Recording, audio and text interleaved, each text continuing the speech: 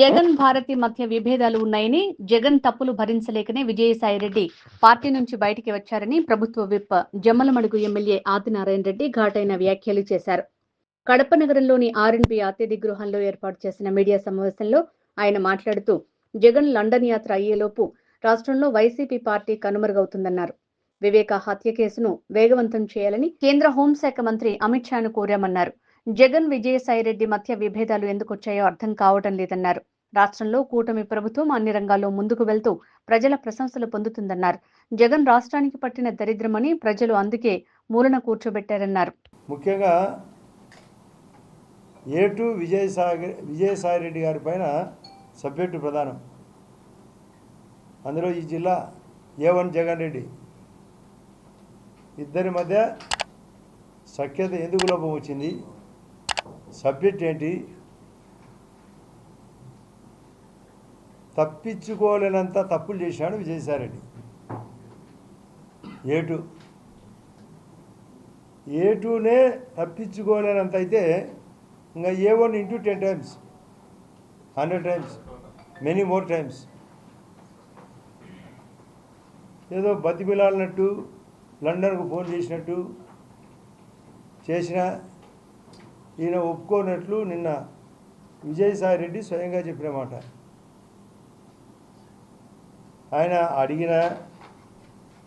ఆయన అడుక్కునే బెగ్గింగ్ ఈయన వినలేదు అని చెప్తున్నాడు. ఎందుకు అని అంటే, నన్ను అడిగినారు ఎందుకు గాను వినిన్నాడు అంటే,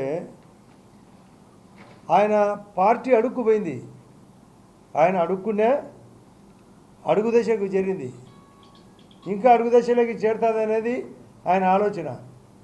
పాపాలు అనేకం చేసినారు, ఇది తప్పించుకోలేరు. నేను ఎప్పుడో చెప్పిన వేదం నా వాదంలో, వైఎస్ఆర్ పార్టీ డైనోసార్ అని. నేను గతంలో ఇక్కడే ప్రెస్ మీట్లో చెప్పినా కూడా, అంతకుముందు చాలా చోట్ల చెప్పిన. వైఎస్ఆర్ ఇక డైనోసార్, జగన్ సార్ బెకార్. ఆ జగన్ సారు నమ్ముకునే వాళ్ళందరూ బికారని. అదే జరుగుతుంది. వాళ్ళ వాదం ఆర్తనాదం. అసలు ఆయన అంటాడు 18 రోజులకే పోయి ఢిల్లీలో అసలు ఆంధ్రప్రదేశ్లో లా అండ్ ఆర్డర్ సరిగా లేదు, రాష్ట్రపతి పాలన అంటాడు. మొన్న పులివెందుల్లో 20 days బ్యాక్ పులివెందులకు వచ్చి ఒక డిఎస్పీ మురళీనాయకును, ఆయన మురళీనాయక్ గారిని నేను 2-3 నెలల్లో ప్రభుత్వం పడిపోతుంది, నేనే మళ్ళీ అధికారంలోకి వస్తా అని బెదిరించిపోయినట్టు పత్రికల్లో స్వయంగా వచ్చింది. నేను కూడా స్వయంగా డిఎస్పీ గారితో మాట్లాడితే అవును సార్ ఈ మాదిరి అంటున్నాడని చర్చకు వచ్చింది మా మంత్రుల దగ్గర, మా వాళ్ళ దగ్గర. ఏమంటే ఇంకా కండకావరం తగ్గలే అతనికి, జమిలి ఎలక్షన్లు వస్తాయనేది. ఇలాంటివన్నీ చూసిన తర్వాత విజయసాయిరెడ్డి ఎందుకు ఈ దరిద్రం అని బయటకు వచ్చాడు. కాబట్టి ఆయన్ను ఈ సందర్భంగా ఇప్పుడైనా తెలుసుకొని, ఇక పార్టీ బ్రతకదని తెలుసుకొని బయటికి వచ్చినందుకు నేను విజయసాయిరెడ్డి గారిని హృదయపూర్వకంగా అభినందిస్తున్నా. నేను అందరినీ కోరుతున్నా, మిగతా వాళ్ళను, ఎట్లా పోతుంది పార్టీ, దరిద్రం నుంచి బయటికి రండి.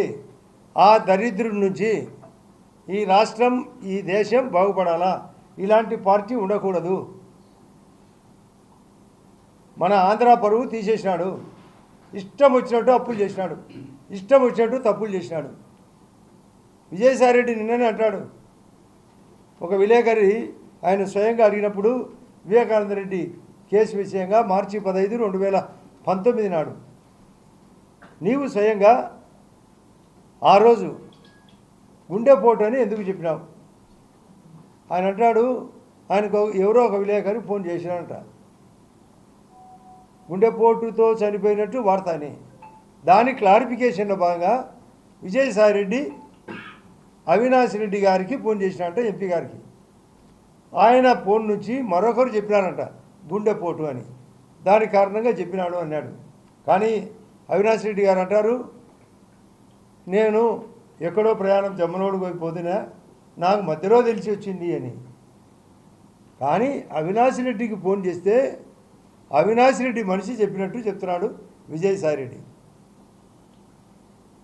అంటే అబద్ధం ఆడను అంటూ, ఆయన అబద్ధం ఆడే వ్యక్తి కాదు అవినాష్ రెడ్డి గారు. పాపం ఆ రోజు కడప ఎస్పీ గారికి, ఆ రోజు ఉండబడిన ఎస్పీ గారికి కూడా స్వయంగా అవినాష్ రెడ్డే ఫోన్ చేసి గుండెపోటు అని చెప్పడం, సాక్షి పేపర్లోనే గుండెపోటు అని రావడం, సాక్షి టీవీలో, పేపర్ కాదు టీవీలలో స్కోలింగ్ నేను స్వయంగా చూశాను, కాలము చూపించాను కూడా అన్ని టీవీలతో పాటు. కానీ ఈరోజు నాకు తెలిసి ఇక్కడ సాక్షి ఎప్పుడు ఉండదు, ఇప్పుడు కూడా లేదు, అది మామూలు, అది ఇప్పుడు మాయమైపోయింది, అది ఎప్పుడు ఉండదు, తప్పించుకోవడమే. అంటే ఈ విధమైన ప్రవర్తనతో విజయసాయి రెడ్డి గారు నిజం చెప్పాల్సిన అవసరం ఉంది కాబట్టి చెప్పినాడు కూడా. నేను అవినాష్ రెడ్డి ఏమో గుండెపోటు అని, కానీ గుండెపోటు అని చెప్పినాడు వాళ్ళ మనిషి ద్వారా అని. గతంలో ఒక సామెత ఉండేది, పలికేడు వాడు రామభద్రుడట, పలికించెడు వాడు రాముడట అని. అంటే అవినాష్ రెడ్డి రాముడై రామభద్రుని ద్వారా విజయసాయి రెడ్డి గారికి చెప్పించాడు, అంటే గుండెపోటు అని. ఆ తర్వాత 1 గంట ప్రాంతంలో ఆ రోజు అంటే ఒకవైపు గోడలకు ఎక్కడంటే కింద ప్లస్ బాత్రూంలో కడుగుతా అంటే, ఒకవైపు కుట్లేస్తా అంటే, ఒకవైపు కట్లు కడతా అంటే, కనికట్లు చెప్తా అంటే, మధ్యలో మేము దూరి వైరస్ మాదిరి మేము పొడిచి చంపినామంట, నరికినామని, పొడిచినామని, నరికి షర్మిలా గారు చెప్పినట్లు నామినేషన్ ఆమె ఎంపీగా పోటీ చేసినప్పుడు మొన్న 8 నెలల కిందట కడపలో, ఇదే కడపలో సారికేమో చిన్నది, సారుకు అప్పకు,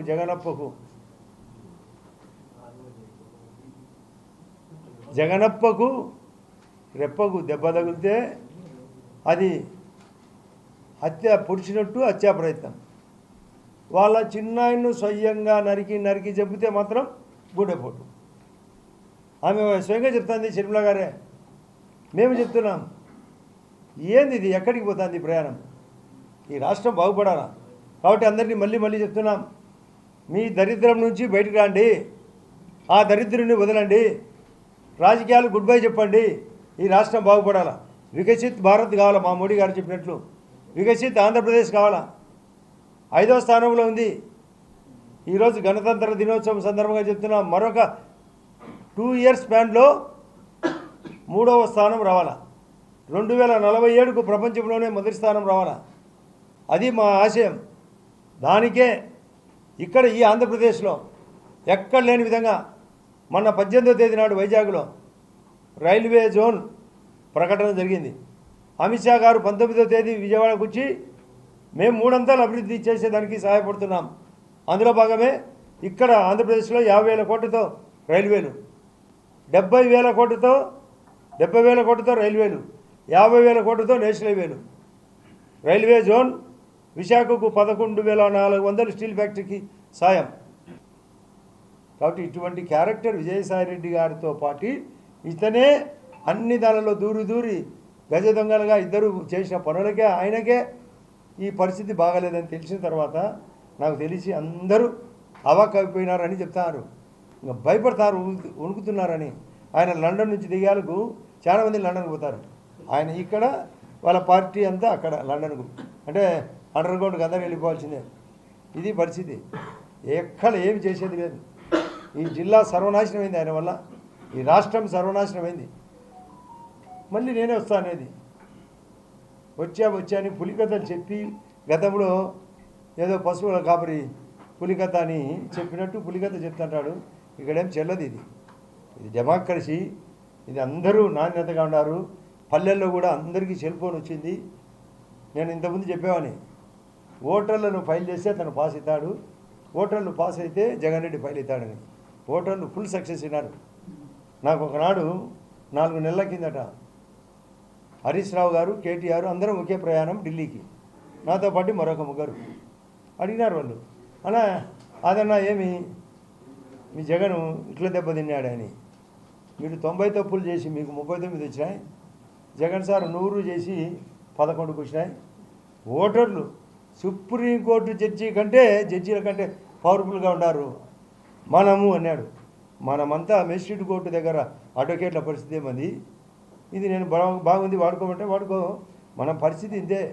ఓటర్లే జడ్జీలు కనుక్కున్నారు జగన్ రెడ్డి యొక్క తతంగం అంతా. వాళ్ళు కనుక్కున్నారు 11కు పరిమితం.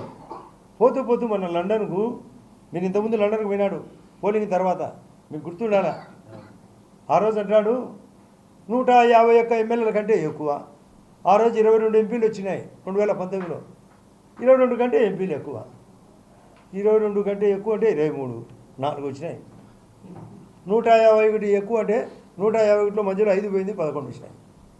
ఎప్పుడమే రాసుకో శాంబా అని, అంతకుముందు సినిమాలు అనేది రాసుకోరా శాంబా అని. రాసుకునే వాళ్ళు రాసుకోవచ్చు ఎప్పుడైనా. ఇది ఆయన పరిస్థితి. ఎప్పుడు ఈ వ్యవస్థ బాగుపడేది?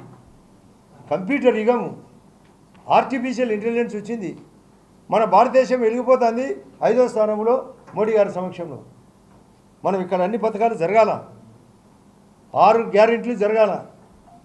ప్రతి ఊరిలో cement road, drainage, school building, anganwadi building, ఇంట్లోకి వాటరు, పూర్తి స్థాయిలో కరెంటు, ఇండ్లు, రేషన్ కార్డు, పెన్షను, ప్లస్ ఉద్యోగ అవకాశాలు.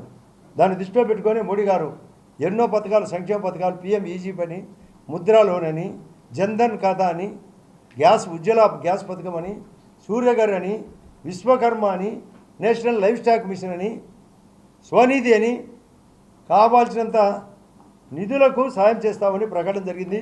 నేను మొన్న 4 రోజుల కిందట మా జిల్లా ప్రెసిడెంట్ సుబ్బారెడ్డి గారు కొత్తగా ఎన్నికైనప్పుడు కూడా చెప్పిన, మన కార్యకర్తలందరూ ప్రతి ఒక్కరూ అప్లై చేయండి. మీకు కూడా చెప్తున్నా, అప్లై చేయండి. 35% సబ్సిడీ, 8వ తరగతి పాస్ అయితే చాలు. 1056 రేటాలకు పిఎం ఈజీపీ స్కీమ్.